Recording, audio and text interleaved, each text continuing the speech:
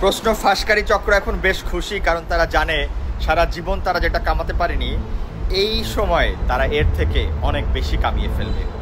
একটু ক্লিয়ার করে বলি, বিজনেসে যেমন ট্রেডিং পজিশন থাকে ক্রেতা এবং বিক্রেতা, আজকে প্রশ্ন ক্রেতার পজিশন এতটাই খারাপ যে প্রশ্ন বিক্রেতা যার নাম বলবে যেভাবে বলবে সেই ফেসে যাবে। শুধু সেটা না, নাম বলার প্রয়োজন নেই, শুধুমাত্র এটা বললেই হবে আমি তোমার নাম বলবো না।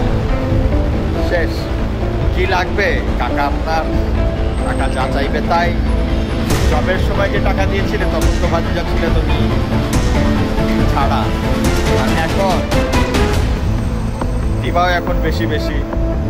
যখন চাবো যেভাবে চাবো সেভাবেই যদি দিতে পারো তোমার নাম আমার মনে পড়বে না ভাতিজা, আর তা না হলে তোমার নামও বলে দিব।